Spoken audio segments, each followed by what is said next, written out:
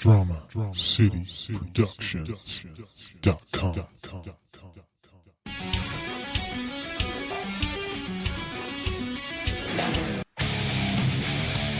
You are plugged in for the Podcast Wrestling Society, where you can get dynamic weekly pro wrestling and MMA-related content.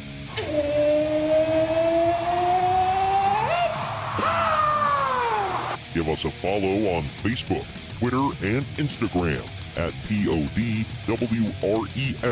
Society so that you can stay in the know. Faith is the place, and the sky's the limit. And if you like what you hear, give us a 5-star review and hit that subscribe button. Woo! Woo! Woo! Woo! Now, your host, he is the One and only Troy Adams.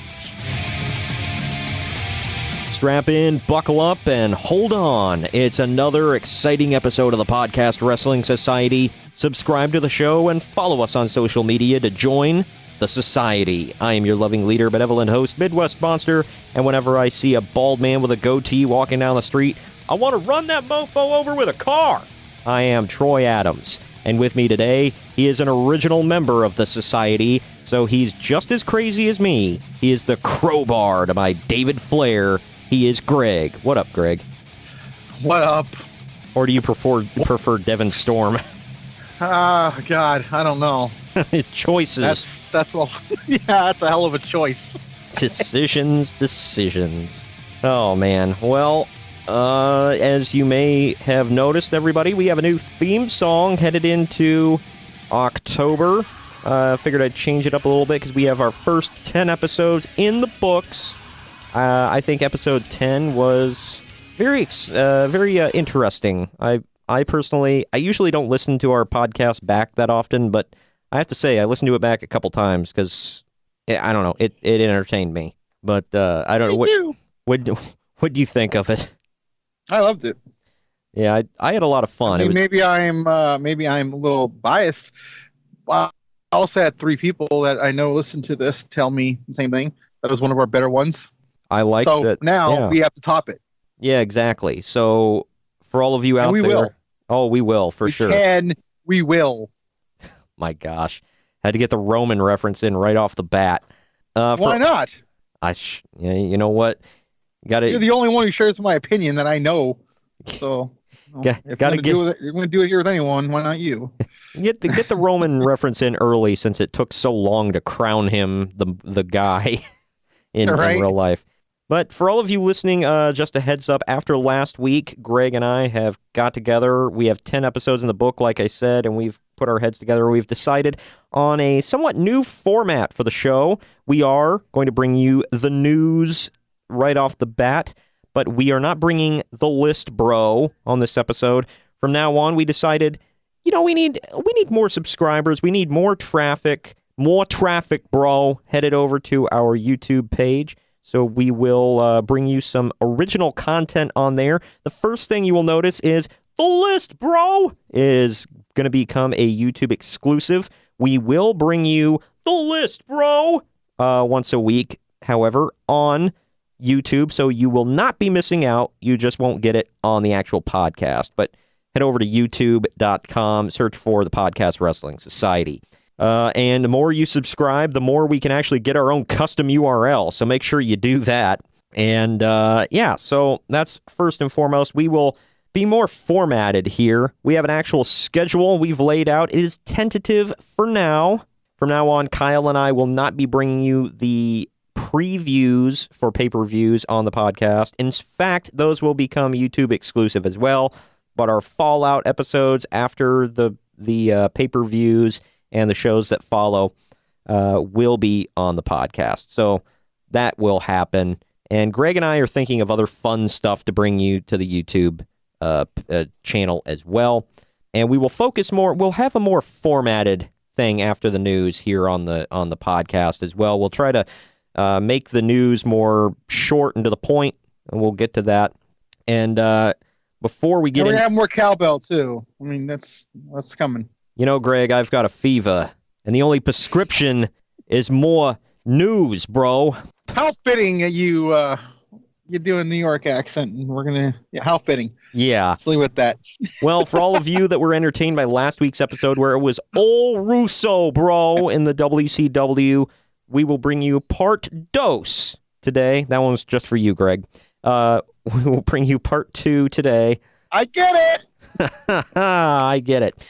And yeah, and we're not going to wrap it up today. We'll bring you at least this epicness in at least 3 parts, perhaps 4. We're still working on that. It's gonna have to be quite a few parts. There's no way. Yeah, it'll be multi-parted and all that. That's how quote great it is. Oh yeah, we're gonna try to make the shows a little shorter, sweeter, to the point, and all that. And if there's something you would like us to cover on the podcast, because we do have some ideas for upcoming episodes, and we're going to do, for each month, if there's something special that we want to cover, like an event, we will have certain events. We'll do certain watch-alongs like previous episodes and stuff like that. But for now, we have some stuff in mind that I'll update you all on at the end of the show. But real quick, before we get into the news, I want to let you know how you can advertise on the podcast. If you go to advertisecast.com/podcast wrestling society, you can join the society by becoming a sponsor for the show. There you can hear the latest episodes, see our reach and show statistics, read about the show and about me, and of course, you can see our pricing options. We're accepting 10, 15, 30, and 60-second promos and commercials for whatever it is that you're selling, and we're giving the best rates possible for anyone interested. Now remember, just head over to advertisecast.com/podcast wrestling society, and you can become a sponsor for this great podcast and help us continue to grow and grow, bro. The society thanks you. All right, and also, we want to let you know about our newest affiliation where we hooked up with WrestlingWithWrestling.com. We've been hooked up with and available on WrestlingWithWrestling.com now for a few weeks, and they're just a fantastic source for all wrestling fans. I'm telling you, if you want to keep up with the news that we don't get a chance to cover here on the podcast, they've got a section just for you. They also split up the news, reviews, and videos on pages specifically for WWE, Impact Wrestling, New Japan, and Ring of Honor, the indies here in America, and the indies abroad. They also have a section where you can see videos, hear interviews with today's and yesterday's hottest wrestlers and wrestling personalities, and hear other great podcasts like the Andre Corbeil Show, the Triple Threat podcast with Shane Douglas, and many, many more. WrestlingWithWrestling.com, covering all 4 corners of the ring. All right. Now, of course, we also talk about, how you can buy our merch. We got some great merch out there on Redbubble.com, but instead of getting into all that stuff and inundating you right out the gate, I'll tell you all about that before our first promo break. Let's get into the news, bro. You ready to dive head first into all of this? Yeah, I was waiting for a clever bro name, but okay, yeah. That's for the list, bro. Gosh. Yeah, but... Well, I guess I can port some of it over to the news if you really... fan demand, I guess. But, I'll have to step up my vocabulary. But, yeah, let's do some news, shall we? We'll start, of course, with WWE. Well, the big story out of WWE that you and I heard about earlier today, as of the recording of this. For all of you listening, this happened back on Friday. Batista has been confirmed. He will be returning at SmackDown 1000 to reform Evolution with Triple H, Randy Orton, and Ric Flair. Man, I'm not gonna lie, dude. I marked all over for that. Yeah, good thing I was in the bathroom because it was easier to clean up. Yeah.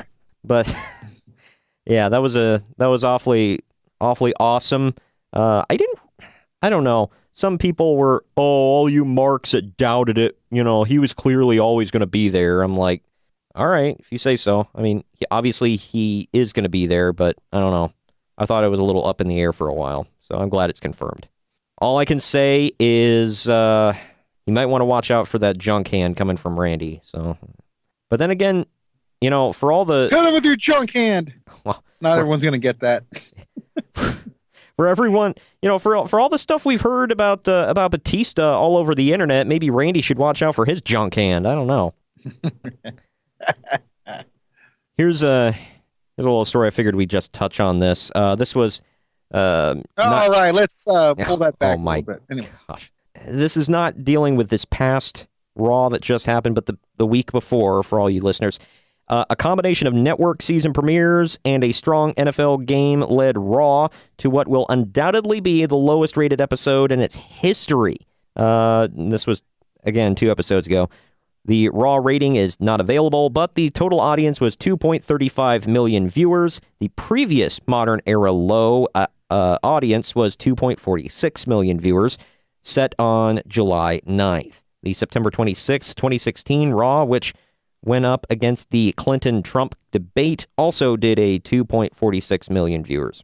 So basically, I didn't think Raw sucked. Like, I don't know. I didn't think it was... What was the game? I think it was Chicago and Seattle, right? I don't understand how that was. I'm pretty sure it's what it was. Yeah, you're probably right. I don't know. I didn't think Raw, like, extra special sucked that night or anything. I was like, okay, whatever. Well, I mean, that's just the live viewing. I'm sure like a lot more people saw it, so. Yeah, but still, that is, I mean, while ratings aren't a big deal nowadays, that is still pretty noteworthy. According to Bruce Pritchard, what he said about DVR is those final ones don't come in for like a week. Right, yeah. So, I mean, there's a lot to factor in still. Yeah. I feel like I constantly say this, but. Yeah, it is true. And like I said, ratings aren't that big of a deal nowadays, but still, that is, noteworthy-ish. So. Well, I mean, every time I see something like this, the next week it says rebounded with like 3 or something. It's like plus 3s or plus 4s, yeah, and stuff like that. Clearly, it's just I didn't have time to watch it live. No, now I will, or something like that. Yeah. This one's more of a rumor, I guess, but people are kind of fired up about it one way or another. Window. Yeah. A report from Barn Burner's Fired Up podcast. Don't listen to that. Listen to this. But anyway, they say that WWE's talking to Chris Cyborg about facing Ronda Rousey at WrestleMania 35. And it was given a tiny bit more credence when Cyborg herself told ESPN's Ariel Helwani that she's been interested and teased an announcement. She might legit shoot on Ronda and kill her. Yeah, I know. They might not want to do that. Okay, here's my thing. What's the upside? Because I don't think Cyborg's gonna leave MMA and do wrestling full time. So what's? Well, there's a rumor she's gonna leave UFC after this next fight, but just a rumor. Why? I don't know. Contract thing, I think, or something. Good grief. Yeah, I don't know. I mean, maybe. I don't really see a big upside in Chris Cyborg as a wrestler, but could be wrong. I don't know. I don't know. Hell, they got enough freaking women coming over from MMA to do wrestling now. Like, I guess it's... Well, okay, here's a good question. Would we rather have former MMA fighters coming over to be women's wrestlers or former swimsuit models coming over pretending to be wrestlers? Right. So, I don't know. 2 words, Kelly. Oh, my gosh. And the Bellas. A tweet featuring Hulk Hogan from Turki al-Sheikh, I think I pronounced that right, the chairman of the General Sports Authority in Saudi Arabia, has many believing the reinstated Hall of Famer will appear at Crown Jewel in some capacity. So you never know. I mean, he flat out posted a picture, tweeted a picture of Hulk Hogan. So, I don't know. And we know the Saudi prince's love for people who are no longer wrestling. Yeah, I don't think he keeps up with the product very much. No. Bring over the WWF. I feel weird laughing about this stuff, but yeah. Bring over the WWF. We'll have rematch Bret Hart versus Owen Hart. I didn't say it. Was that accent that I did? Was that impression considered racist or? I'm not touching it. I'm leaving that alone. Move on. I was gonna say Pritchard gets away with doing Hispanic accents all the time and whatever, so I think I can get away with that. Send your hate tweets to. Never mind. You know the tag. The WWE UK show could be airing on Wednesdays on the network, according to the Wrestling Observer newsletter. Further, Jim Smallman of the Progress Crew. Oh, what a terrible name! Oh man, good little grief. Oh man, and the Progress Crew could end up running the UK shows. Oh man, yeah, those would suck because Progress is terrible. No, they're progressive. This is progress. That's what they chant, Greg. Therefore, it is. I know, dude. Me and Ramon, when we were in Orlando, I'm like, is this like, are you saying that this is progress? You're getting better? Is that what you're saying when you're chanting this? I know. Like, you could chant that. You could chant that at, like, any rookie, like, that would be hilarious. Yeah. Chant that at the next Velveteen Dream match. Like, yeah, right? He's progressing. He's doing well. While WWE is reporting Alexa Bliss is experiencing numbness in her arm and cannot compete, they are being kind of secretive about Sasha Banks' injury that's keeping her out. I haven't seen anything about what's wrong with Sasha, have you? No. She's got the plague, like before, when Bray Wyatt supposedly came in and spread the plague around the locker room. And you know it was him. JoJo might have that plague. Wow. There's no timetable for Jason Jordan to return to the ring, and it's possible that his wrestling career is over. Insiders are saying that his neck was a lot worse than they thought it was going to be when it was first evaluated. That's rough. Yeah. It goes back to what we said about we didn't like the guy's, we weren't super entertained by the guy, but we didn't want his career to be over. No, I wanted this part of his career to be over. I wanted him to go back to American Alpha. Right, yeah. He needs to come out and save Chad Gable when Bobby Roode inevitably beats the hell out of him. And what's taking so long, by the way? I know. Like, man, this is a slow-ass burn. I mean, I'm glad they're not jumping the gun, but still. WWE has been scouting Mexican indie star Bandito and is very interested in signing him. Well, that's if a certain hobo federation doesn't sign him. For all of you that don't know Bandito, refer to the main event of All In. He teamed with Rey Mysterio and... Was that Phoenix? Yeah, Phoenix. Yeah, Phoenix, yeah. So he was the third Mexican in the match. He was the third man! Oh my God, he's the third masked man! He's small, he's foreign, he wears a mask, bro. He's not relatable, bro. Gotta bury him. He's going to go to WWE and be gone from Mexico forever, bro. Speaking of Phoenix, PW Insider notes that Phoenix and Pentagon Jr. are apparently locked into a Lucha Underground non-compete until 2020.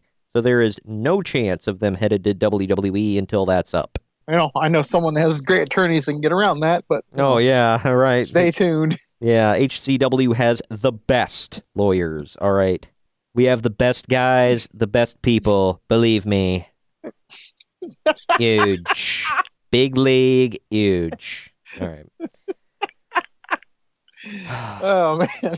And this will morph into the next part of our news here. WWE and New Japan are both interested in signing indie big man Brody King, according to Wrestling Observer Radio. Do you know Brody King? He already has a Brody. Yeah. Do you know Brody King? I've heard of him. Sounds familiar. I'm not sure if I'm familiar with his work, though. Well... He's got the name Bro in his name, bro. Sign Brody him. King. Oh, man. I can see him teaming up with the King of Bros, Matt Riddle, who made his debut at an NXT house show, by the way. Bro. Weed. Bro. Oh, man. Dude. Bro is only the second most important thing to him when there's weed involved. All right. But anyway, the New Japan thing brings us into the second part of our news here. It is time for New Japan Pro Wrestling news. Got a couple stories here for y'all. Chris Jericho's return to New Japan is expected to come at November's Power Struggle show, where Evil will get an Intercontinental title shot. Now, I like Evil, but okay. Whatever. That sounds bad. Yeah. Speaking of New Japan, by the way, before I get into this last story, apparently it wasn't just Gato that turned on Okada. It was Gato and Jay White. So apparently Gato is with Jay White now. I can tell you all, by the way, TJ messaged me during this, and he was heartbroken. I was a little bit, yeah. And then Okada. You can't really tell someone's emotion by text, but I could just feel it. Yeah, you could feel the heartbreak. And then the worst part is Okada may be a man without a country, because he was talking the next day. Somebody was asking, was like, so, like, what happened? And he was like, well, the thing is, I don't know if I got turned on by Gato and he left Chaos, or if they exiled me from Chaos. I'm just kind of winging it for now. It's like, might want to inform the fans what the hell's going on as well, because I'm a tad confused. But yeah, so that's happening. Also, last story here. The Observer says that Yoshihashi was taken to the hospital after the New Japan Destruction in Kobe show. Word is he is okay. Yeah, so I like Yoshihashi, but apparently I'm like the one, because I said something before about it. I got kind of grilled on Twitter. They were like, wow, we found the Yoshihashi fan. I'm like, is that a thing? I don't know. I don't watch enough New Japan to know, but whatever. I'm going to say it is. I guess so. Yeah. This is a shoot, bro. Well, speaking of a shoot, bro, let's get into your favorite portion of the news. It is Impact Wrestling news. We actually have a couple of stories here. Before we start, this is funny. Last night, okay, my mom asked me, hey, did you know TNA's still on TV? She goes, it's on like channel 111. And it's like, who are these two? I said, I have no clue. And she goes, who the hell lets this go on still? What the hell? It was just funny, man. Well, I haven't watched it in like 3 years, so. Yeah, I haven't watched really consistently. I felt bad, so I just immediately hung up. Just went to reevaluate my life. Oh, man. Yeah, I mean, apparently from people who are actually still watching the product, they said this is one of the most entertaining periods in a long, long time for Impact. And, yeah, they've been trying to wheel and deal and do some talent exchanges and sign some people. Well, when you have diarrhea and you don't have to go for a couple hours, it starts to feel entertaining, good. I guess, I don't know. What the hell? It feels entertaining when you don't have to poop for like. Okay, you know what I mean? It's like that's a weird analogy. You got to keep getting up, but like eventually, this is good, even though it's still there. God, all right, let's get into this. Oh my God, all right. It's crap, and it's TNA. I thought you would have put that together. Yeah, I get. God, speaking of that, tired folks. Speaking of that, I was the tired one usually during. No, news, I get it. It's just like, my God. I don't want it. I got it. Okay. Wait, yeah, we're sorry we offended the Impact Wrestling fan that we have listening. I assume there's one, but yeah. Thank you fan, direct your angry hate tweet at Pod Rest Society. I'll see it. Oh, screw you. Yeah. Yeah. I said I'll see it. Send it in crayon. Yeah. But anyway, Abyss is being inducted into the Impact Wrestling Hall of Fame. So good for him. Yeah, because that's, that matters. Hey, whoa. This is a Hall of Fame, okay? They get a watch. Yeah, like a Casio or yeah, that limited edition pink watch from Iron Man 3. I don't. They get the little the Hello Kitty watch. Yeah, limited edition. They bought it from one of the kiosks out in, oh wait, no, that's right, they're not in Orlando anymore. My bad. You remember when we joked about that a couple of years ago when I was like, what is the guy getting or person getting inducted in the TNA Hall of Fame get? A friggin' watch like they're retiring? And they did. They got a watch, and I laughed so hard. Like, oh man. And then we kept joking because at the time they were in Universal Studios, and I was like, yeah, they got it from one of the merch places out in the park. Yeah. Got it for $5. It's got a picture of like Cat in the Hat on it or something. Good grief. Well, and sticking Can't make this up. No. And why would you? You waste everyone's time. Yeah, You mean like the 2 hours that Impact Wrestling is? No, never mind. Anyway, moving on. Or crap. Yeah, speaking of crap, like we were talking about, going back to your point, Impact Wrestling viewership was down 11% last week. So you're telling me at one point it was up 11%? I guess so, man. This is okay. That's a weird one. That's that for that. Last bit of wrestling news Thank God. Have. And I mean that literally. Thank you, God, that we're done with that. Last couple stories we have from the wrestling world from elsewhere, bro. We can breeze through these pretty quickly. First one here is a little depressing. The bad boy. Skip it. Wow, the bad boy Joey Janela was injured during a match a couple weekends ago, and it could put him out of action for quite a while. Apparently, he suffered multiple tears and legitimate damage to the knee. Or, that means ligament. He won't be at Joey Ryan's penis party. Oh my God! Real name, by the way. That's a real thing, folks. Yeah. New York, WrestleMania weekend, Times Square. Be there, or don't be there. Or don't. That's always an option. But yeah, he suffered. I just want to say it one more time for emphasis. Joey Ryan's penis party. Rest in penis. Move on. I misspoke, by the way. Not legitimate damage, ligament damage. I can't read, apparently. So yeah, and I wrote this. So. Oh man. Yeah. I mean that does suck though. I mean. Yeah, but you know what? It's kind of like when Buddy Murphy hurts himself, like, and he has to go home for a while. Like, is he really hurting? You know, he gets to go home to Alexa he's hurting Bliss. My feelings. Yeah, he gets to go home to Alexa Bliss. Joey Janela gets to go home to that. I can't remember her name, but you know, she's a 10, like Ty Dillinger. I'll just say that. Perfect 10, bro. Last story here. I know the first promotion. DDT and WXW are coming to the U.S. for WrestleMania weekend. So if y'all are looking, so if all of y'all are looking for some indie shows WrestleMania weekend, you know, because there's not enough, you know, go see DDT and WXW, I guess. I'm going to the penis party. Hey, I got one more. Oh my gosh. You know who else is probably going to be at the penis party is not Randy Orton, but Naked Midian. I wish. That would be the tiny penis. Never mind. Well, he's got a fanny pack, though. Isn't it going to be cold in Times Square? I'm certain it's going to be damn near snowing. Yeah, so it might be a small... Shrinkage! Yeah, it might be a small party. So, I guess room isn't going to be a problem. Except when Joey Ryan's there. I mean, you know. Yeah, he's... Him being the gifted exception. All right, let's move on. My God. All right, well, last section of news here before we move on to the subject at hand. Let's get into some UFC news.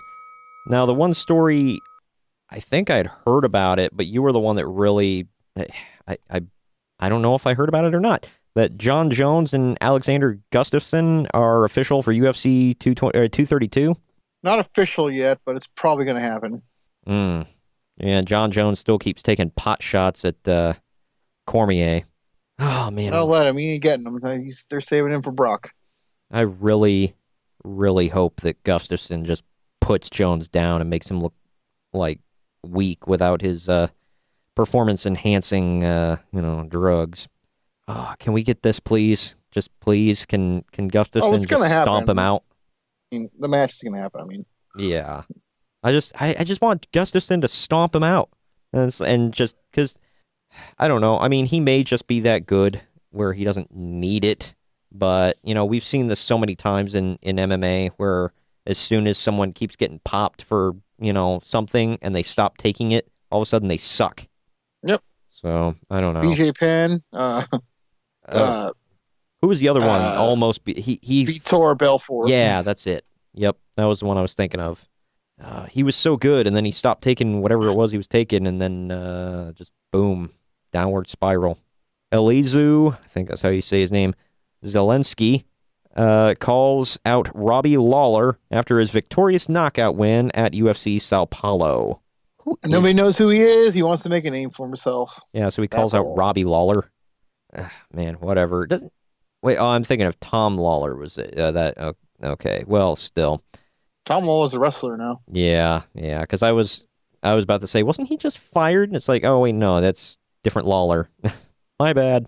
Yeah, so whatever. Oh, I want to make that's like the thing. I'm just going to call somebody out. Like, all right, yeah, somebody that's never going to fight you because you're beneath them.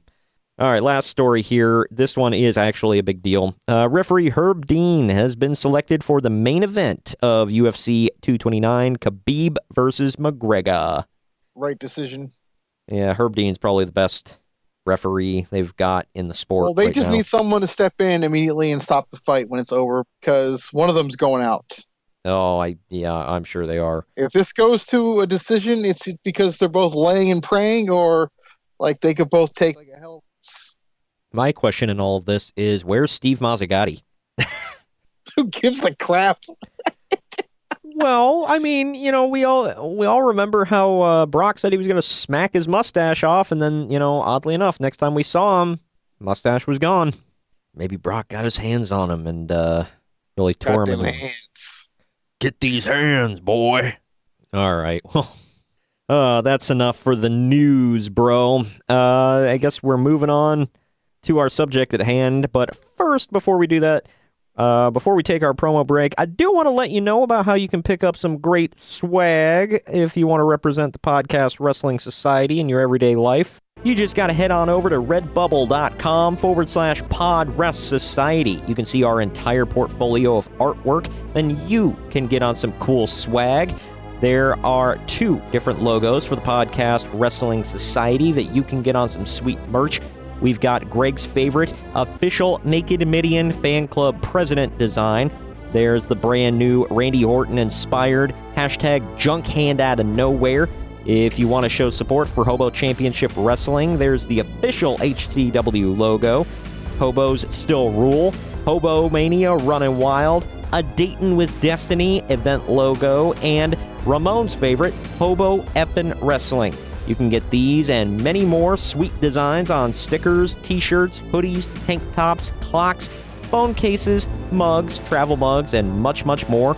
And if you want a piece of merch that you don't see available, hit us up on social media and we will remedy that situation. Again, it's redbubble.com/PodRestSociety. That's PODWRES Society. And you can get the look, bro.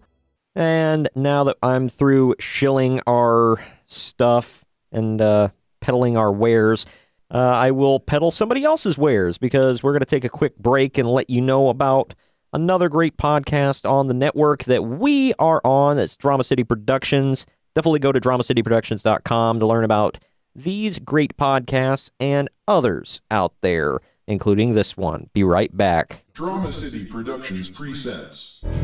Hey, it's Ben here, host of the Regular Stories podcast, a podcast where I interview interesting people about their lives.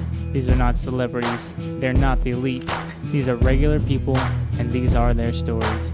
You can follow us on Facebook at Regular Stories and on Instagram at Regular Stories. We are everywhere that you can get a podcast. We are on iTunes, Google Play, Stitcher, TuneIn, just about everywhere else. Look up Regular Stories Podcast. Drama City Productions.com. Bye Bye Blackbird. The last words spoken by bank robber John Dillinger? Or were they? Here at Famous Last Words, we take a deeper look into the last thing famous or infamous people said in their final moments. You may know about the quotes, but now you'll understand what it really meant. Was it heartfelt, passionate, philosophical, or was it complete nonsense? Find us on Twitter at Last Words Show. Find our show on Podbean, Whooshkaa, and Anchor. Plus, wherever your ears enjoy podcasts. All right, y'all, we are back, and we are starting in with our subject at hand. It is WCW Nitro, the Russo Era, Part 2. And Greg has been so kind as to watch all of these Nitros and pay-per-views to give us his analysis. I forgot to ask you, did you actually watch this stuff when it was on? Yeah, but oh man, so you're reliving it. Back then, though, I didn't have like DVR or anything, so like I always favored Raw. So at 9 o'clock, So a lot of this I didn't see the second hour, and I just like looked at results. But you missed out on so much epicness, man. I know. And going back now, I'm like kicking myself in the ass for it. It's because of you that they're out of business, Greg. You didn't support them. This is true. I mean, the ratings went through my house, just like the Super Bowl ratings go through a certain house in Ohio. Oh my gosh. Well, letting you all know, not only this week are we going to be following along. I'm following along. If you go to pwwew.net, I am. Lord, that's a mouthful. I know. I wish there was a way to shorten it, but there isn't. Anyway, if you go there, you can see all the Nitro and Raw results. We are starting, because I can't remember, we left off somewhere in January in our last episode. he had, because Russo was sent home, and where we're picking up is when he comes back. So, you mean to tell me he was sent home after 4 months? No, 3 months. No. Yeah, he was there all of basically October, November, December, 3 months. Yeah. Well, and then part of January.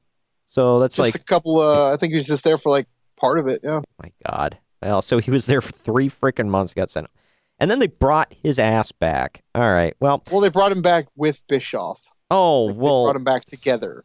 Yeah, Bischoff. That was the huge turning point. Yeah. Well, Bischoff says he's apologizing for not pulling it, because basically he was basically supposed to be the babysitter for Russo, but he said he didn't. He wanted to get along with Vince, so he didn't pull in the reins as much as he really should have, and he said he's kicking himself for it now. Why? Yeah, he said he had the authority to shut stuff down if he wanted to, but he just never really exercised that authority. Well, respect his authority.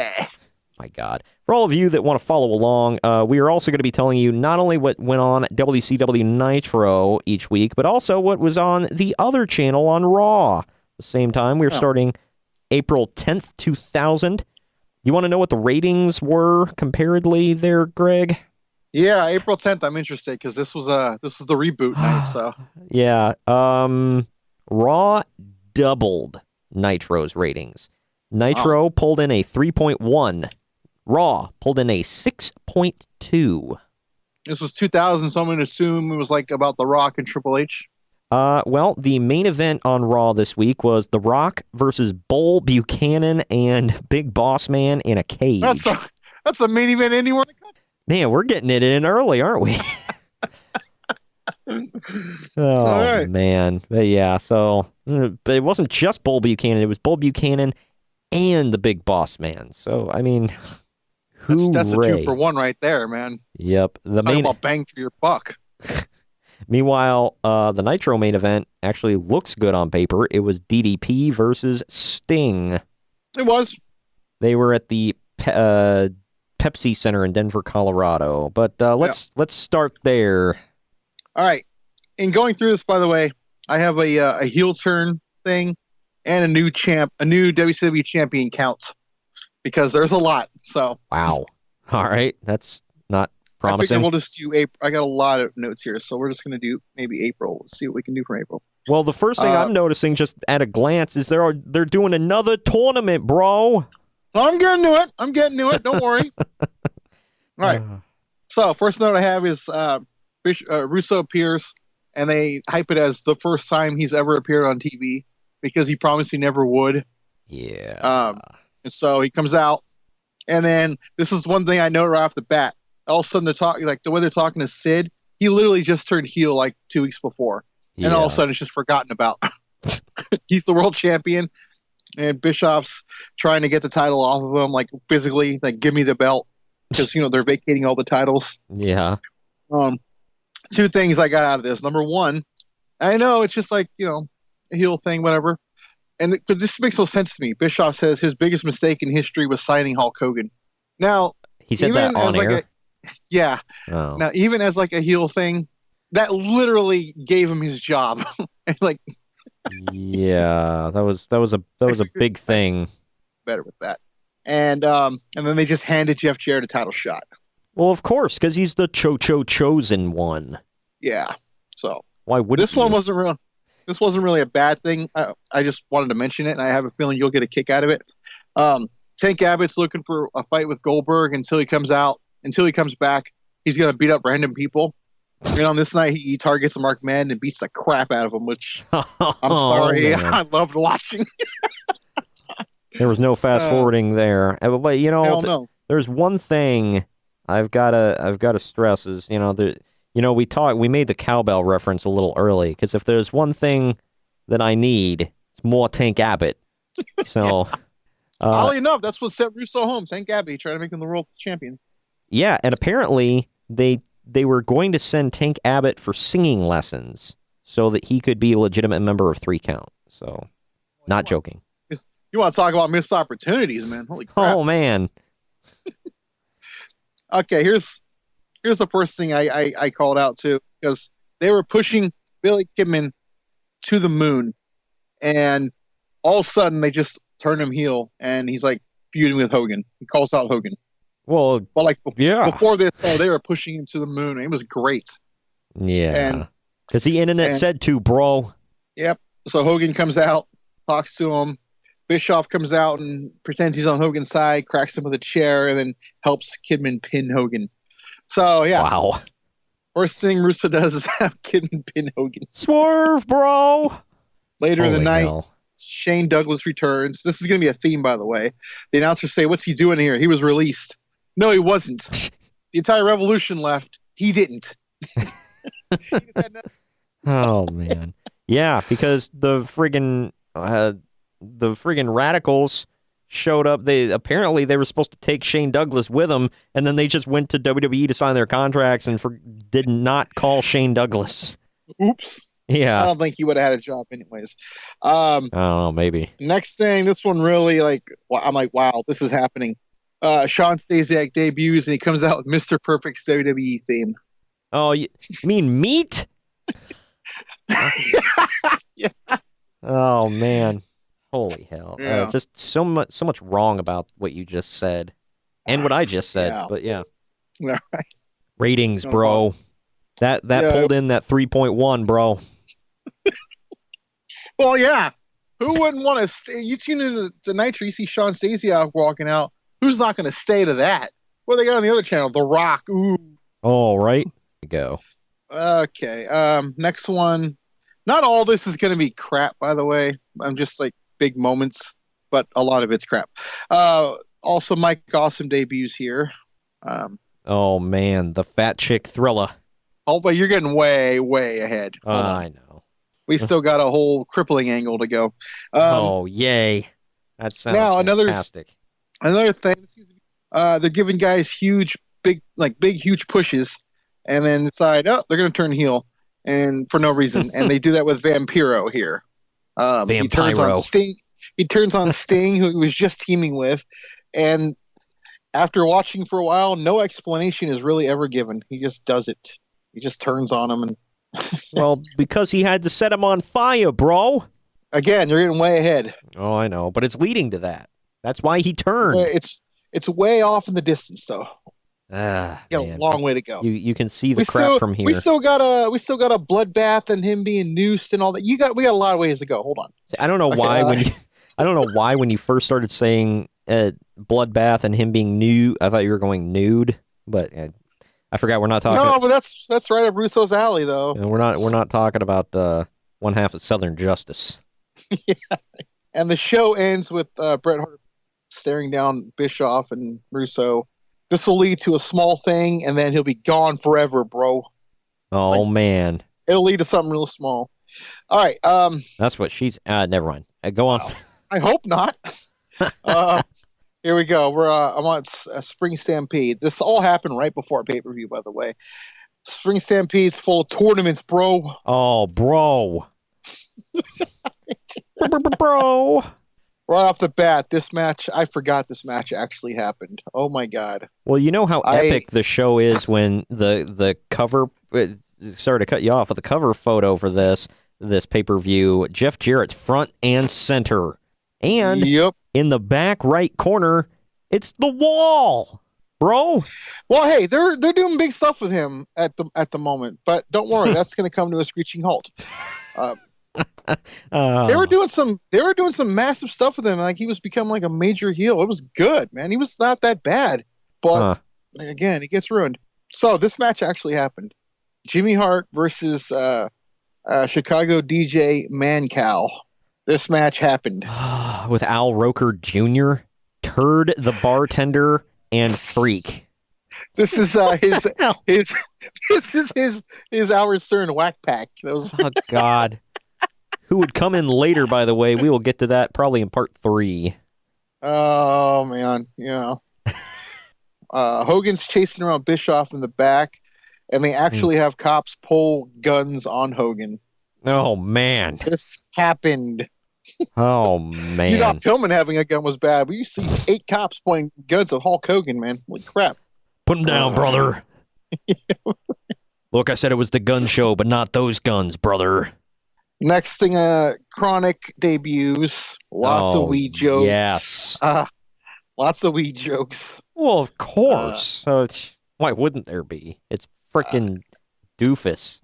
Anyway, Russo. That's his name. Couldn't even remember his damn name. For a moment there, you were lucky. They help Buff Bagwell and Shane Douglas beat Ric Flair and Lex Luger.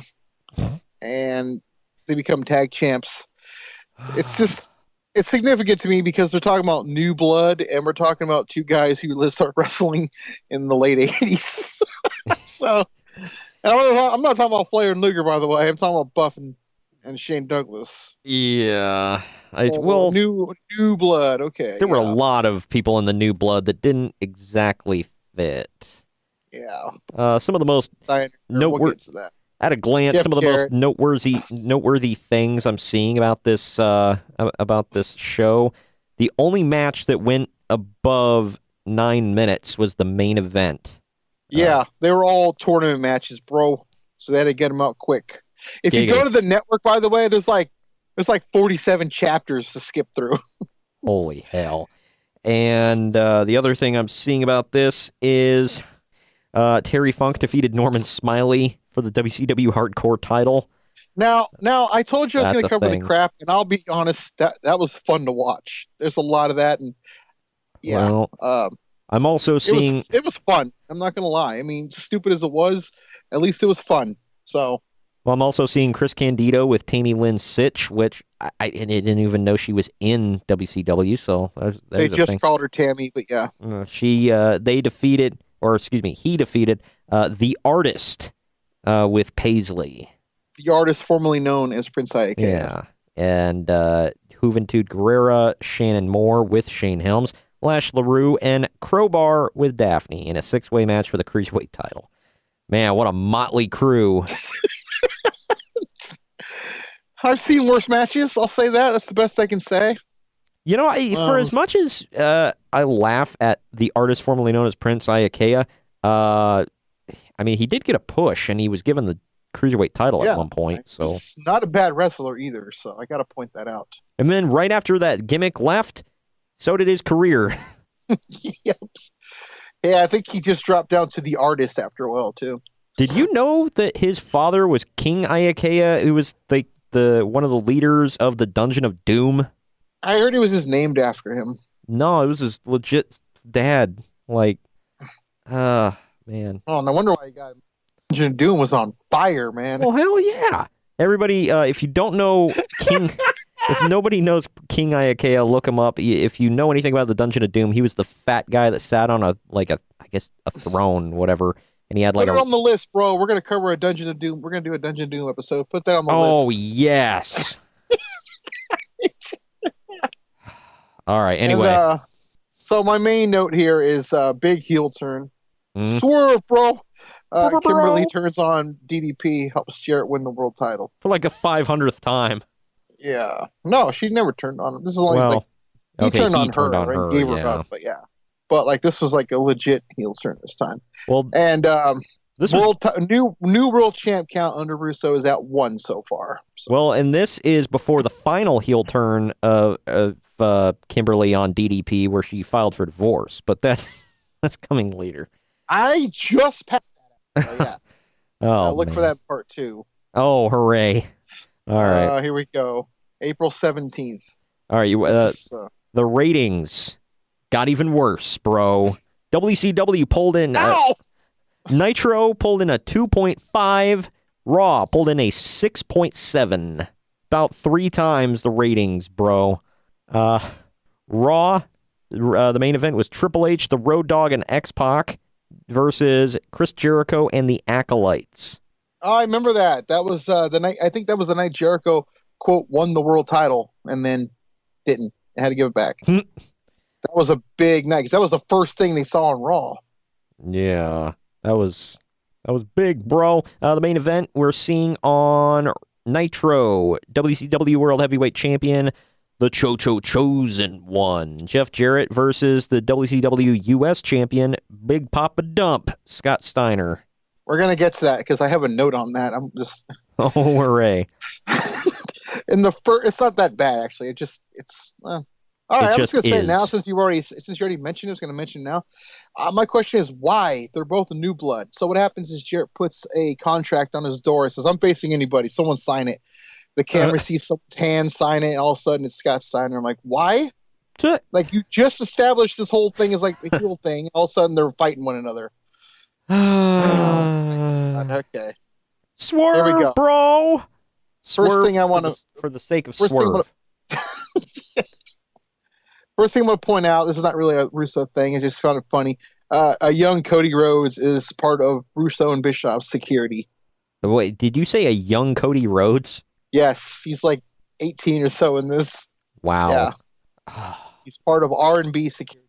Wow. Well, do not tweet Cody Rhodes and say anything to him about this because I don't want to hear about that he killed himself. Probably made a couple of bucks because Daddy was there. Okay. First thing I got to mention right off the bat in the opening promo, because you just mentioned Tammy Lynn Sitch. I forget who off the top of my head. I think it was Bischoff. No, it was Russo, I think.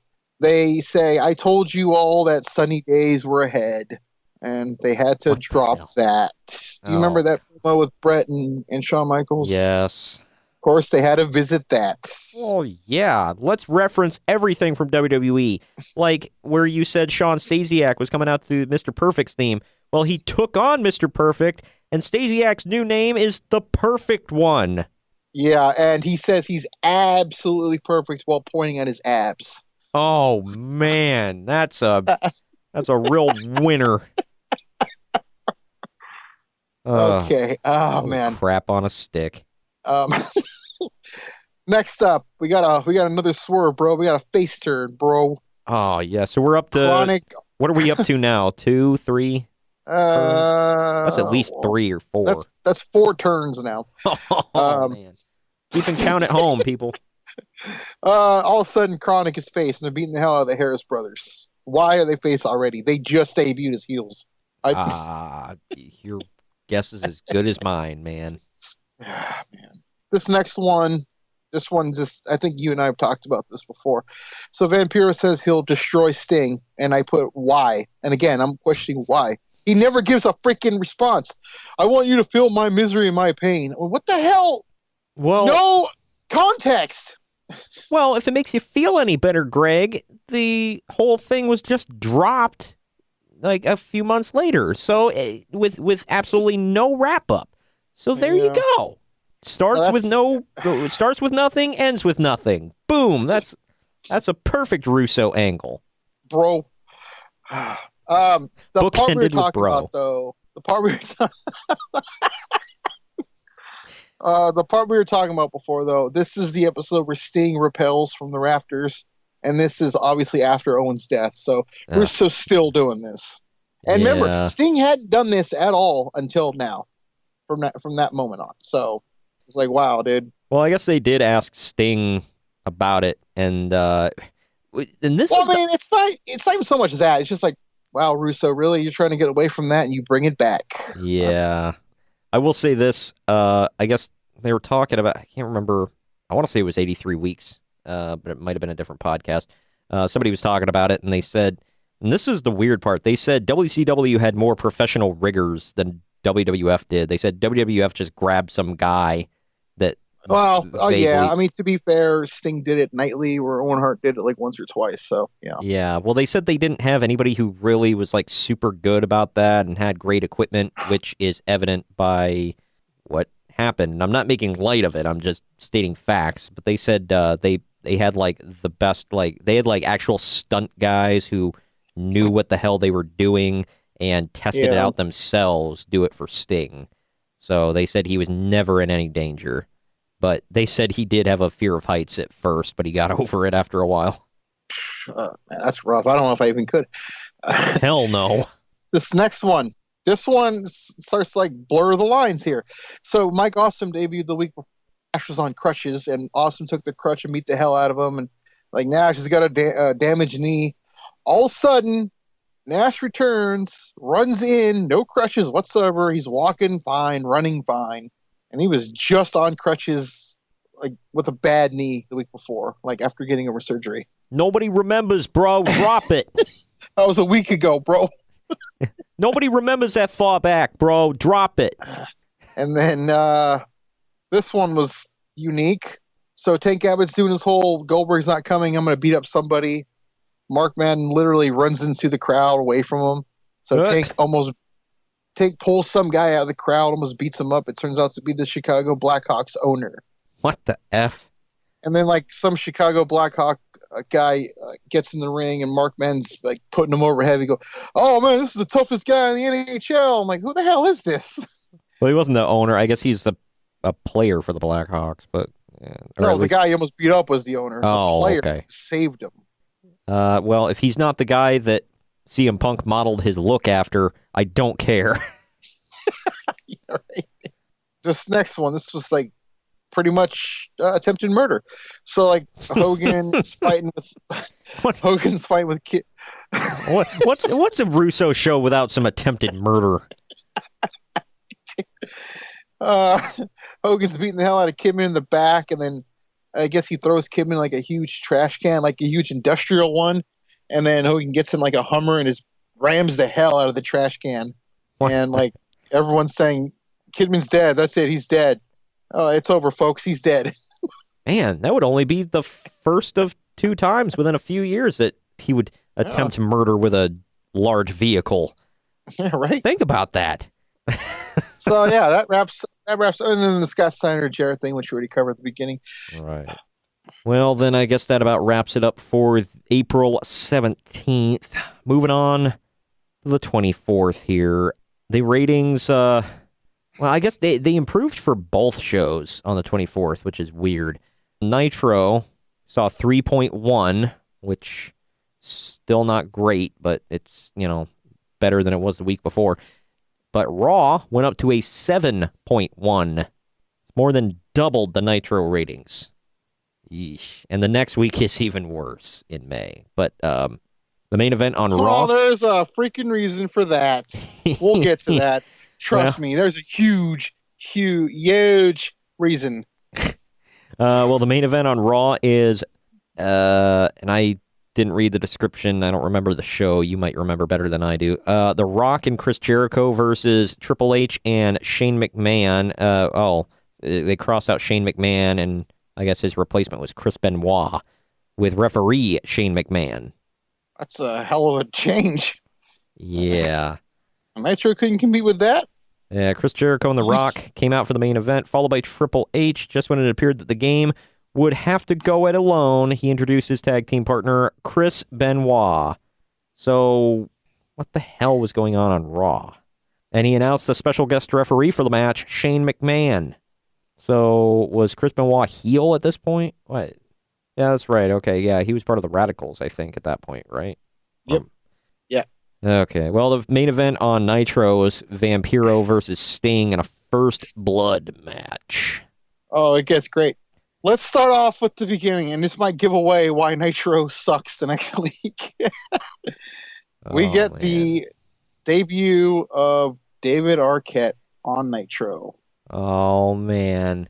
I'm seeing at the top, it says, when Ready to Rumble producers designed the film's devastating triple cage, they wanted to make the apparatus as fantastic as possible. Little did DDP and Jeff Jarrett realize this killer contraption would invade their real lives.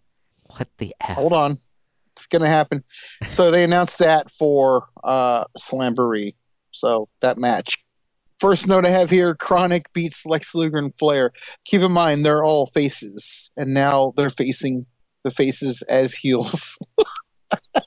My head and hurts. then they proceed to then turn on Buff Bagwell and Shane Douglas, even though they had turned on the week before. But like, oh my God, they're turning on them. They just did it. Okay, so I mean, they didn't turn on Douglas and Shane, but they turned on Harris Brothers. But yeah, they turned. First of all, is that 5? Yeah. Okay. For those of you keeping tabs at home, and I'm seeing they call themselves Team Package. Yes. Well, number 1, Team Package had to be said. Number 2, Sweaty package. Wow. Number 2, why? Just because. Also, he's not Lex Luger at this point. He's just the total package. Yeah, he has been. There was a while. thing where he was beating up people if they even mentioned the word Lex or Luger. So, yeah, that was before Russo. This was not a Russo thing, to be fair. So, I don't know why. Check out this match, dude. I don't know how Nitro did bad this night. David Arquette versus Eric Bischoff. Oh, this is a real match. Yeah. And in it, David Arquette does the worm. Oh, man. Look, I know we've said this before and we abused the hell out of it in the last show, but it has to be said again. Asses in seats, bro. Yep. I'll give you one better. Main event anywhere in the country. Anywhere in the world, bro. Man, this is just fan. This is WrestleMania 3 big, man. Oh, my gosh. The Mega Powers exploding had nothing on this, all right? This is not the main event, by the way. This happens before the main event. DDP beats Jeff Jarrett in a cage thanks to a lot of interference from, like, everybody. Like, Awesome gets involved, and then Chris Kanyon randomly appears and stops him, and the referee goes 1, 2, looks up, sees interference, and then decides, 3, DDP wins. So, yeah, there was that. Wow. He literally pauses for like 3 seconds and then hits the third count. Awesome. And we are at New World Champ Count 2. I am seeing Tank Abbott came out and beat up somebody from WCW.com. Yes, I forgot to write that down. It was actually Bob Ryder, one of the guys who helped create TNA, and someone came in to help him and jumped on Tank Abbott's back, and it turned out to be Jeremy Borash. Oh my gosh. Yeah, I see Jeremy Borash actually tried to make the save with a vicious piggyback. Tank responded by crushing Borash like a bug. And then WCW.com's Bill Banks also suffered several stiff shots when he came to the aid of Ryder in the ring. Yeah. Whew, man. Been a good night, Tater. That's money right there, dude. We're also seeing Buff Bagwell and Shane Douglas take on and defeat Chronic. It wasn't a bad match, actually, so I thought that was pretty decent. Why was Chronic in 2 matches in one night, losing both times? That was their thing. They started becoming like we don't give a crap, we're gonna beat up everybody kind of thing. So, and they didn't, because they lost twice in the same night. But all right. And Hogan. Hey, they tried. And Hogan lost a handicap match to Mike Awesome and Kidman. Yeah, it was a bunch of shenanigans. I don't think he really lost. I think they just said he lost. Yeah. But again, I'm just going with the absolute crap when I do this, just so you know. Yeah. Well, let's check out the main event, though, dude. Oh, yeah. You want me to run down what this says, and then you kind of fill in the blanks? Yep. Fans knew that this match would be grueling, but no one expected Vampiro to truly call upon his powers of darkness. Man, they're getting dramatic here. Sting dropped from the rafters, and after treating Vampiro to a solid beating, the Dark Angel was drenched in a red liquid from the sky. He got bloodbathed like Gangrel. Vampiro then called in the New Blood. Bischoff and Russo's selection of new superstars attacked Sting to his attached Sting to his repelling wire and hung the battered warrior over the fans. I remember this, and he was like dripping blood while hanging there. That's how Nitro went off the air. And I remember before the blood dropped, Vampiro like did some like throat cut motion, and blood just like poured down on him. And then Sting couldn't stand up because he kept slipping in the blood, or red liquid. But yeah, so this match didn't really get going. It was a quick beating. It was a segment, Oh, yeah. Hachi Let's machi. get to.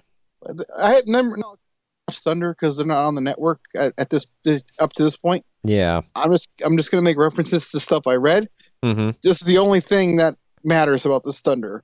David Arquette wins the world title. David Arquette, baby. I'm not gonna lie, I wrote David Arquette in my notes. For those of you that don't get it, obviously we know how to say his name properly because we already have. But there's a guy we knew that said David Arquette, and we laughed every time he said it, and he didn't get why. And when I asked Greg, should I tell him, he was like, nope, let it go. I still wonder if he does it. Oh, I guarantee he does. Well, that was the most historic talked about Thunder in history, and I'm not being facetious. It's funny. I messaged you and Ramon the same day, and I'm like, I'm on the moment, and you both went straight to Bash at the Beach 2000. I don't know if it's a good thing or not. Like, well, to me, this is the moment that killed WCW. But I just love how you both went straight to that, which is telling. Yeah.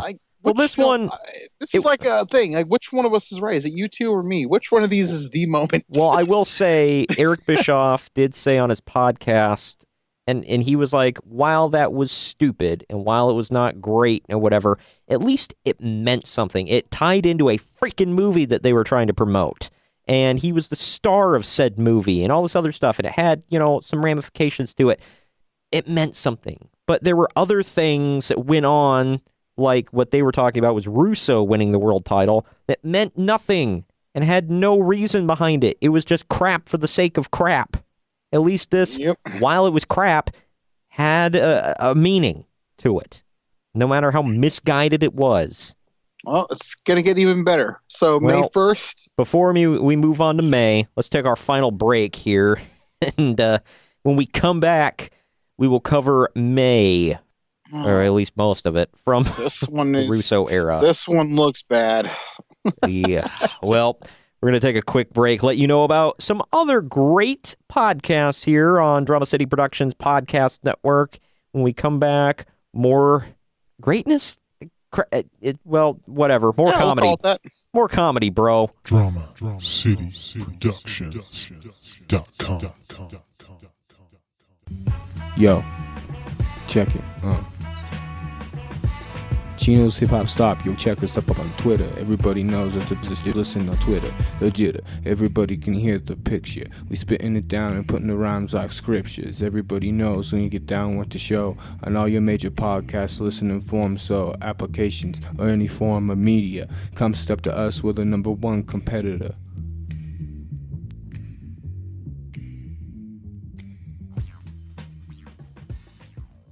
Drama City Productions.com.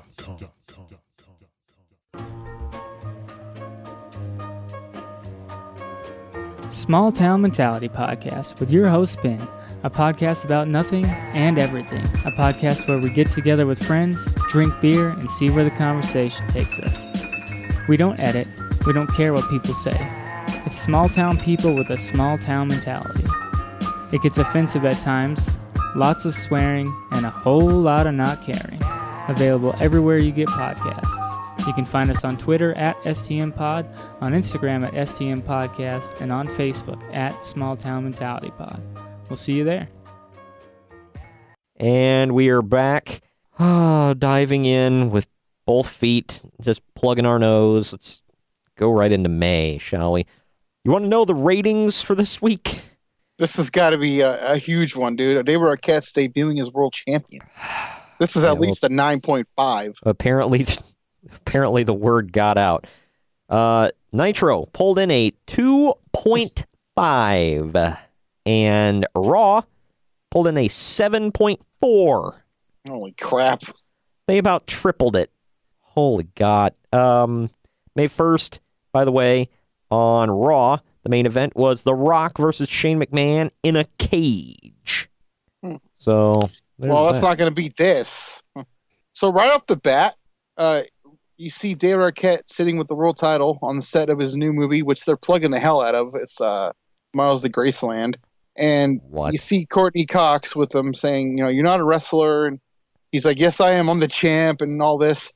Literally in the next segment, he's walking through the halls, scared like a little puppy, begging and pleading to give DDP the title back. Like, they literally go from that to that. Yeah. Dang, too bad this was so earlier. He could have been plugging such great films that he was in, such as, C-Spot Run. Yep. Man, it came too soon. My God, what did come out around there? Oh, he could have been plugging Scream 3. That one actually wasn't too bad. So, I like how in the same year that he was in Scream 3, he was also in that god-awful Ready to Rumble. Yeah, right. It's like, well, he get one good and one suck. And then everything else will suck too. Don't forget. Next thing we see is Shawn Stasiak doing Mr. Perfect's old free throw thing. And oh my God. Basically just mocking the whole thing and saying how absolutely perfect he is. Yeah. Later on, like, Mr. Perfect would attack, or Curt Hennig would attack him, and it was a throwaway. It was stupid. But, Well, next. Next, I don't know how they didn't pull off a higher rating in the night. Because the next match that I'm seeing is a table match between The Wall and Horace Hogan. No. Hogan. That was money. Main event. We can't say it enough. Main event anywhere in the world. Asses in seats, bro. And they were in Birmingham, Alabama. Man, I wonder if Conrad was there. Front and center.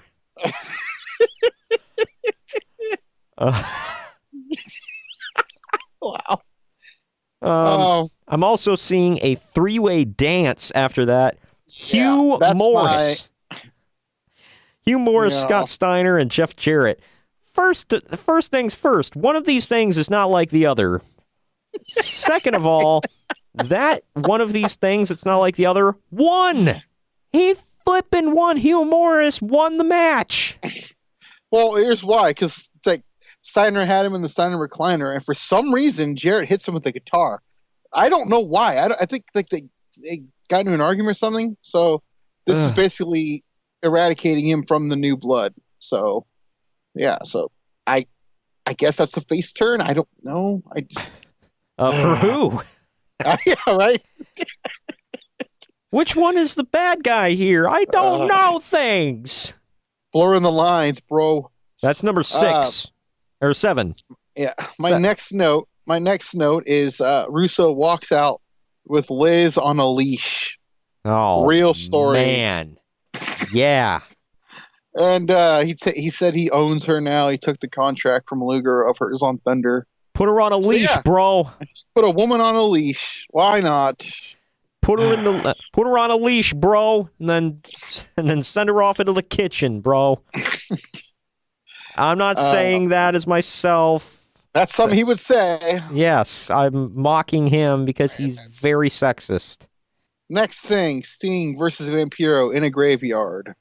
It's a thing, by the way, because Vampiro, as you know, later on will have a match, which we actually reviewed. It's in the archives. Check out the archives now. It's the Vampiro watch-along episode. I don't know the exact date, but it was, I believe... It was Bash the Beach 2000, I believe. Yeah, well, the date of the episode, I believe that aired SummerSlam week, so that would have been the 23rd of August that episode aired. So for all of y'all out there wanting it, it's there. It is also up on our YouTube page, so definitely go check it out, like and subscribe, y'all. So Vampiro knocks Sting into the grave and buries him with some dirt from a wheelbarrow. It doesn't actually bury him, but like they put it over like, oh my God, he's burying him alive. What are you doing? Dumps, like, burying you? Yeah, right. He dumps a pile of dirt on him. They call that buried. And then at the end, Sting's hand pops out of the grave, and Mark Mann starts yelling, "He's alive!" And I'm like, that sounds oddly familiar. Like I've seen that before somewhere. No one will remember the Undertaker, bro. No one will remember he pulled the carry, bro. Do it yourself. Do it, Sting. God, like seriously, but I'm still alive. Shut up! You're waking the neighbors. Next, Rey Mysterio and Conan return. Announcers claim they left WCW. No, they didn't. Did they? No. When? This is like a thing. Whenever someone returns, they haven't seen them. They left. They were gone. No, they weren't. It's a shoot, bro. I guess they're heels now. Sure. Spoiler alert for a couple weeks ahead. Their faces really quickly after this. Yeah. So does this count as a turn, or I don't think so. I think they just return. That's how they are. It's just a thing. They were kind of like on the fence as a face heel. Quote left. Next one I put when all of a sudden like Vampiro's in the ring. I forget what's going on. Maybe you can tell me. I didn't write that part. But Sting repels from the rafters and beats him up. I'm like, that's awfully fast. Seems they just had a match in a cemetery a couple of segments ago. Scrolling through here, I'm seeing some just lovely crap. Tank Abbott defeats DDP with some help from Jeff Jarrett. Those are words that I spoke. No contest, Vince Russo versus the Total Package. Again, these are words that came out of my mouth. Russo handed Liz the bat, telling her to finish off the package. Giggity. She clobbered Vinny Rue with the bat and ran to the dressing room. Chronic hit the ring and took out the entire security team until they were maced by the Birmingham police. Man, that was quick. Oh my! Security team, by the way, was made up of Cody Rhodes, Kwee and Primetime Elix Skipper. My God. That's like the new Shield, bro. That was the Shield before the Shield. Yeah. I'm not seeing the Sting and Vampiro thing here. It might be later on. Oh, here we go. I'm sorry. Vampiro said he is Sting's anti-hero and the freak that he should have been. The arena went dark and Stinger dropped from the ceiling with a bat in hand, ready to finish the fight. He beat on the Dark Angel with the bat several times before leaving the ring. Backstage, we go back to Russo storming into the women's dressing room. Liz slaps him across the face, telling him that he didn't own her. Oh, man. Like, are these things? Yeah, right. Dang. Show ends with Hogan getting a bloodbath. Why? Trying because he was wrestling Vampiro, I believe, right? Or there's something. He was wrestling Mike Awesome. Yeah, but then Vampiro gets involved, I think. From the sky, a bloodbath dropped again, covering Hogan in crimson red. That's my thing. I'm like, is it a Vampiro thing or is it a New Blood thing? I can't figure it out. What is it? Okay, here's the thing that I get. I guess it was a New Blood thing. But Awesome and Hogan fought all over with the New Blood members getting the advantage. Hogan, who said he wasn't Hogan anymore, he was Terry Bollea, through the rule book. They announce him as that. He comes out as that. Yep. Oh my God, it's a shoot, bro. Threw the rule book out the window using a chair and his weight belt as a weapon. Hogan delivered a belly-to-back suplex on the floor. Awesome gained control using a steel chair on the Hulkster. Kidman came out with a chair, but it was stopped by Hogan.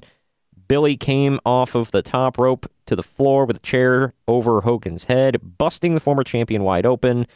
Back inside, Awesome covered Hogan for the 3 count.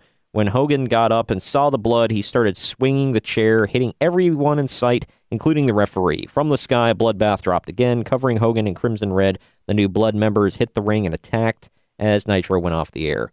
My God, these are words that came out of my mouth. I'm amazed with every sentence. Man, talk about overbooking the hell out of something. Oh, man.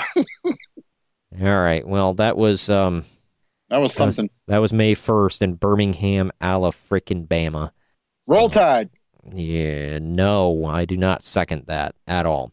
So Ramon would. He loves Alabama. Oh, yeah. He's going to kill you when he hears this. All right. This is how I'll know if you listen or not. You're gauging it again.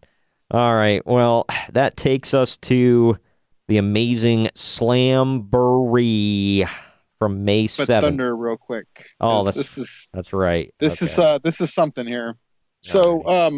Thunder, all matches are under New York rules, bro. So it's no DQ, no count out, and there's no refs. The wrestlers count their own falls. What the hell is that? What's to stop them from doing a lightning fast count? You can't make this up, dude. What the hell? Oh, man, there's some crap in there, but I'll pass over all that. Again, I didn't get to see it. I just took notes. It's a Misfits in Action debut here. Oh, that's a hell of a team right there. General Hugh G. Rection. Enough said. Oh, yeah. Don't even need to cover the rest of them. So it's there's a huge battle royal. And the winner gets a shot at the Great American Bash. Macho Man makes a surprise return. Like, huge hype, man. They're like, oh my God, everyone's going crazy. Yo, I can tell you for a fact that big league. I can tell you for a fact that we never see him in WCW again after this one appearance. Oh, man. Yeah, there you go. Oh, well. So thus brings the question, why is he back? Anyways, Ric Flair wins the Battle Royal. Let's go on the Great American Bash. Or is he? We'll cover that. Or is he? This took place on Thunder? Stay tuned. Yeah. Wow, that's actually kind of a big match for Thunder, but all right. Well, Russo did like a whole promo a few weeks back on Nitro, and he's like, we're going to make Thunder fun again. It's going to matter and all this stuff. Oh, man, he was the one who started that. We're going to make Thunder great again, bro. In not so many words, he basically said it's not going to be a jobber show anymore. So there you go. Wow. Well, breaking the fourth wall, bro. And when Thunder got canceled, I cried, bro. I didn't even know what a jobber was, bro. I guess that takes us to May 7th, the amazing Slamboree 2000. The poster is just Buff Bagwell giving the kissy lips. Yeah. And I don't even, let's see here. Do I even have a note about him on this show? That's enough to scare you off of the damn show right there. Well, I will say this. It was at the formerly known as Kemper Arena in Kansas City, Missouri. It is now the High V Arena, whatever the hell High V is. Let's keep that in mind, by the way, where they are for later in the show, okay? Oh, yeah. Well, the total capacity for the, just for reference, is about 19,500, but we'll take some away because we'll assume that's for concerts. So I'll say 16,000, wouldn't you say? Yeah. Okay. And they probably pulled in about 3,000. 7,165. Poor unfortunate souls. Man, they had to tape off and tarp off how much of this freaking arena. Sure, it's about, right? Oh, man, that's terrible. Yeah, that's. Oh, let me tell you my first note here, and you're gonna wonder why no one showed up. This is weird. When this happens, this is literally this ass will put your ass in the seat. The first note I have is Ralph is doing the big wiggle. Oh man, yes, dude, this show, bro. I'm looking at this card, bro. Why the hell was Buff Bagwell on the front, by the way? He was in, like, the middle of the card in a nothing match against the Total Package. Yeah, but we're glossing over the main thing here. Ralphus did the big wiggle. Oh, well, hell yeah. Let's look at some of these matches, bros. All right, first match of the night. Not a bad one. Chris Candido defends the Cruiserweight title against The Artist. It was a decent match. It was decent. For those of you, yes, he was the artist formerly known as Prince Iaukea, but then they just hacked it off to just the artist. So I think WWE owes him some royalties every time they call Shinsuke Nakamura that. Wow. But anyway, Terry Funk defended the hardcore title against Norman Smiley and Ralphus. Ralphus was a mystery partner. He was in I believe it was like an eagle suit the week before, and it was like a big mystery. Who's this guy? That's Norman Smiley's partner. We're going to find out on Sunday. It's Ralphus! It's Ralphus! My God, it's Ralphus! And yes, like I said, for the third time, he did the big wiggle. And you could hear Tony Schiavone just like biting his lips and stuff. He's like, my God, yes! My dreams have come true. The next match. Shawn Stasiak defeats Curt Hennig for like the 5,000th time in the past month. This is actually the first time they wrestled. They were in a match, I want to say 2 weeks ago, something like that. They faced off and Shawn beat him. It turned out just to be like a quick thing, but this is actually their first real match. Lasted just shy of 8 minutes. Next, we got Scott Steiner defending the WCW US title with, by the way, he's got Madeja and Shakira in his corner. I assume that's not the singer. Gee, I wonder what they do for a living. You keep your assumptions to yourself. But, well, when you see them, yeah, you'll know. But he defeated Captain Hugh G. Rection via submission. And he claims that's his legal government name. He really said that. God, yeah, it's on his birth certificate. Hugh G. Rection. Just like Chuck E. Cheese. Mike Awesome. You think he hit him with his junk hand? Mike Awesome wrestled Chris Kanyon to a no contest after 12 minutes, 11 seconds. I'm sure that was thrilling.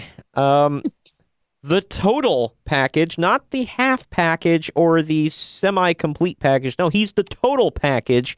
He defeated Buff Bagwell via submission in a singles match. And I got to point out, this is where Chuck Palumbo debuts. He comes in wearing Luger's exact attire and just beats him up. Because reasons. He's called the main event, Chuck Palumbo. Even though he was never main event. Never main event anything ever. I will say that I'm sure that Lex Luger and Buff Bagwell, I'm sure, had a respectable match that, Dave Meltzer, I'm sure, put over huge in the Observer with multiple stars. Shane Douglas defeated Ric Flair. Those words were said. And I'm saying this, don't get me wrong, I'm a big mark for Shane Douglas, but... Yeah, we know. Like, God dang, this happened? Sting defeated Vampiro, kind of, squashing that feud, but it didn't. It continued. It gets better. No, hold on tight. And listen close, ladies and gentlemen. I'm about to say these words in this order. 13 and a half minutes. Hulk Hogan defeated Billy Kidman with Eric Bischoff as a special guest referee. Yeah, real quick. Horace runs in and Hogan. Yeah. He runs in and Bischoff's down and he takes Bischoff's hand and counts the fall on Kid. Yeah, so. Yeah. And then we move on to the main event, bro. And wait, hold on. All right. Hold on. There's something we missed in here. I forget where it happened at. It was during the Flair match. So someone comes out under a Sting mask. Well, first of all, Russo says Flair says if Russo gets involved, he gets 5 minutes along with Russo. And so someone comes in under a Sting mask. Don't know. I don't want to know. Someone comes in. Something with a robe and a baby's arm. Someone comes in and attacks Rick with a Statue of Liberty and breaks it over his head. Because reasons, bro. It's revealed not to be Russo, but David Flair. And this is at the height of his whole craziness character. And the announcers are shocked and say, this is the most disgusting act they've ever witnessed. They've never seen anything like this. And then I'm like, yes, you have. You've seen this exact same thing at Super Brawl 99 when David Flair joined the NWO. So you've never seen this before. Wait a second. I didn't know this. David Flair joined the NWO? Yeah, at Super Brawl 99. Man, who was doing the vetting process for the New World Order? I don't know. Man, Vincent, him, Horace, God. Stevie F. and Ray. Oh, gosh. They're just letting them all in. Well, all of that goodness brings us to the main event, which is this is a thing. Jeff Jarrett and DDP versus, well, it's separate. It's a triple threat match for the WCW title. David Arquette, yes, defends the WCW title against Jeff Jarrett and DDP. The David Arquette. Yes, David Arquette to you. Needs to be emphasized. That's David Arquette to you. All right. That's right. My mistake. And it is in a Ready to Rumble cage match. You said that.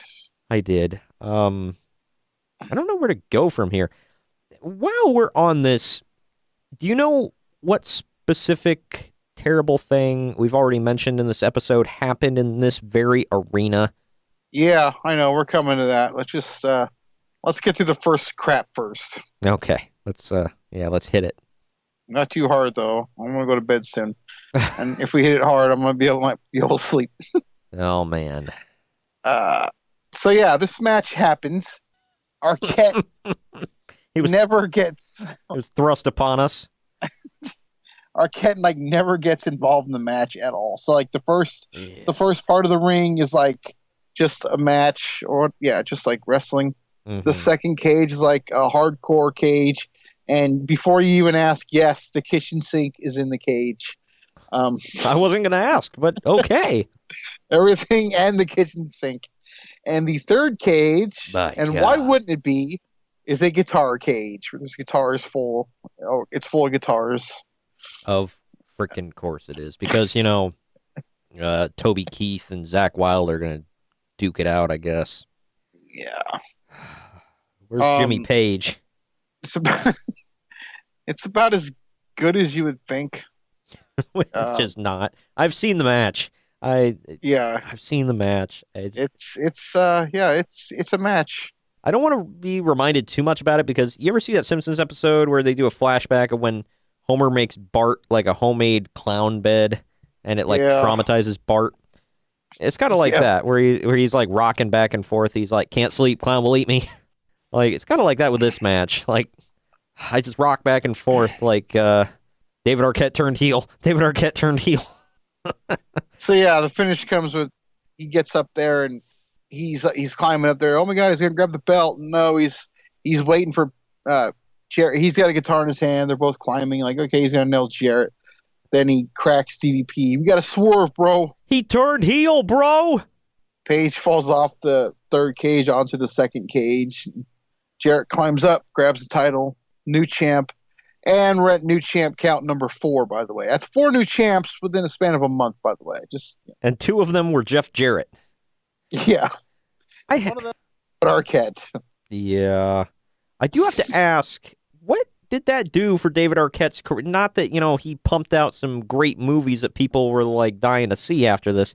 But when you're on the contrary, I think he did, but whatever. Well, when you're an actor that, relies on people need to give a crap about you and go see your films, why are you turning heel on a pay-per-view? I mean, I guess his thought process was nobody's going to see this crap. Well, what was WCW? So, one quick thing, I'm going to jump ahead real quick. The next night of Nitro, Bischoff would actually refer to him as the greatest actor of our time. Mother of God. Man, I didn't, he's that's, Paul Heyman would tell him to calm down on the lion. All right, well. So the match is over. Jarrett's the champ. Out comes Mike Awesome randomly. to beat up Paige. And, why wouldn't he? Because he had to make the moment awesome. Wow. Puns. I've got him. He gets a diamond cutter on the cage. It's probably the ugliest diamond cutter I've ever seen because, well, Awesome's face doesn't even hit the damn cage at all. Nice. I think DDP might have been hurt more. Probably. All of a sudden, okay, and also, by the way, Chris Kanyon got involved. He's up there already. Yeah, before we get to the Canyon contribution, we got to cover something. Are we on the Canyon part? Yeah. So okay. Mike Awesome immediately gets up and just grabs Canyon and just sells it, bro. Off. Yeah, and just throws Canyon off the side of the cage through the stage or the ramp, the entrance ramp, which is elevated, and there's crash pads and stuff. All right, real quick, for all of you, we mentioned this earlier in the podcast. May 23rd, 1990, which was almost a year before this event to the day, just like a couple weeks shy of the anniversary. The Kemper Arena, which is where this pay-per-view was, hosted the WWF pay-per-view Over the Edge, where WWF superstar Owen Hart fell to his death while attempting to descend from the rafters while in his superhero gimmick of the Blue Blazer. Yeah, so, like I said, a man fell to his death for real in this arena almost a year to the day before Slamboree. What did they do? They had one job. What did they do? They freaking threw a man off a cage through a stage. And, not to get ahead, but they get a dual thing with him in the hospital. He's wearing a halo over his whole body, and he says he's crippled and he'll never walk again. Oh, God. The taste of Vince Russo. He just, if there's one word that describes Vince Russo, it's class. I can't say that with a straight flipping face. My God, he had one job. One job. Don't make reference to that. And he blew it. Not only does he make reference to it, he freaking copies it and makes it part of the show. Just why? And why didn't Bret Hart go up and punch him in the head? He was still there. I don't. You can hear Tony Schiavone yelling constantly. He broke his back. That broke his back. Oh my God, his back is broken. And they kept saying that 100 times, dude. Oh my God. Okie dokie. All right. Well, that was a thing.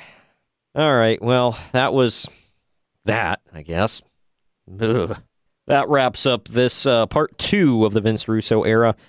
As we said before, it's probably going to be 4 parts of this because it's long and involved, and we don't want to keep. I guarantee you, the next episode is full of some crap. Nice. We're full on into the summer, baby. We are through most of May, or no, I'm sorry, we're kicking off into May. That's right.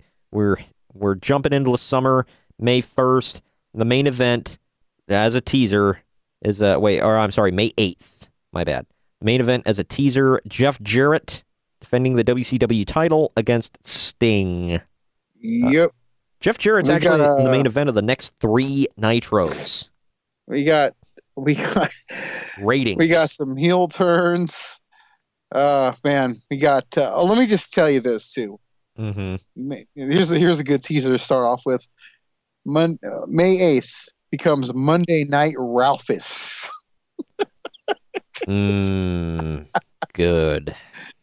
That doesn't scream money. I don't know what does. Money, ratings, everything. We got some heel turns. We got some face turns. Yeah, we got man. A bunch of stuff going on. Yeah, we got a return here. Wow. Oh. Some intergender matches galore coming up. Oh, man, this is good.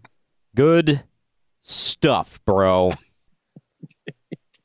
All right. Well, that does it for this episode. There's a nice little teaser for part 3. Unfortunately, part 3 will not be coming next week because we have something else planned for you, and I'll get to that after letting you know about what's going up on YouTube. Definitely go to our YouTube channel now. Search for the Podcast Wrestling Society on YouTube.com. You can find the top 5 wrestlers that we used to love and now hate, and the top 5 wrestlers we used to hate and now love. It's going to be a good one. Also, if you go there now, you can find Kyle and I's Super Showdown predictions that show in front of 70,000 screaming Australians in a cricket arena, whatever, is going to take place this weekend, and Kyle and I will be running down our predictions, which means next week, bro, on the podcast itself, Greg and I will be bringing you the news as we did this week, but we will also, Kyle and I will be bringing you the Super Showdown fallout and our analysis of the pay-per-view itself and the Raw and SmackDown after. And on YouTube, the YouTube exclusives next week, Greg and I will be bringing you a review of UFC 229. That's going to be huge. Biggin'. Oh, yeah. And we will also be bringing you the top 10 betrayals in wrestling history, boys and girls. My number 1 betrayal is when Midian put clothes on. Oh, my God. I was going to go for, I'm sure a lot of those betrayals are going to involve Sting. But then we move on. October 17th is where we're going to bring you part 3 of the Vince Russo era in WCW on Nitro and all the rundown for that. You ready for this, Greg? I think. As ready as you'll ever be? Yeah. And also, we will bring you the top 5 best and the top 5 worst Ruthless Aggression era gimmicks. I can think of a few right off the top of my head for both. That was an interesting era, to say the least. Was anybody naked, like Midian? Or No. Oh, damn.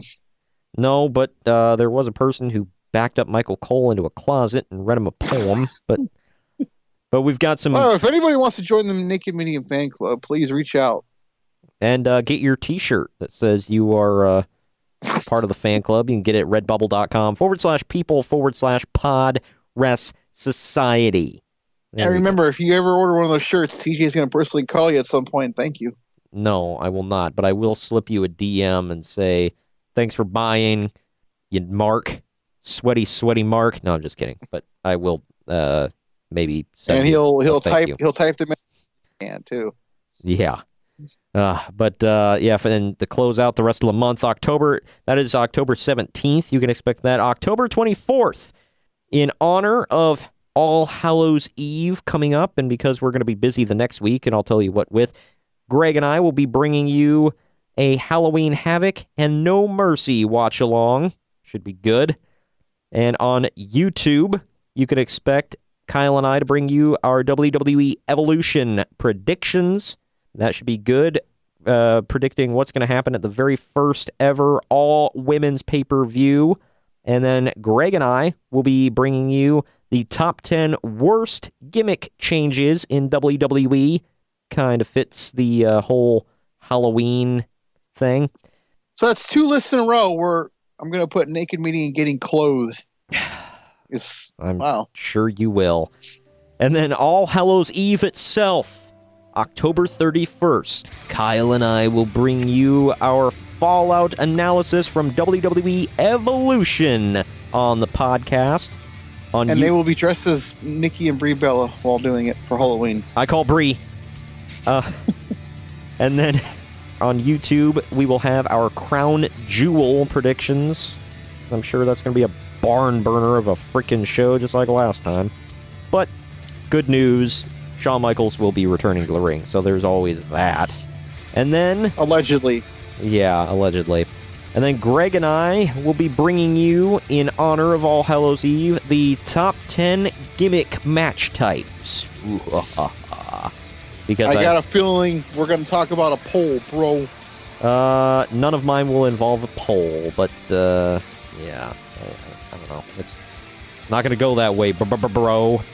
But all right. Well, thank you for joining me today, Greg. This has been interesting on the new format. And I'm sorry to everyone we offended. I'm sorry to everyone we offended by reminding you about all of this. That's what I meant. Yeah. But there's more to come. More goodness. And yes, we have a ton planned. We may, like I said, this is a tentative schedule. We may have a Halloween Havoc watch-along and kind of scrap the No Mercy watch-along, just bringing you some more Vinny Ruru, but it's still up in the air right now. Greg and I will discuss, and we'll bring you an update on next week's show, bros. Thanks for joining me, Greg, and we'll see you later. Peace. Later.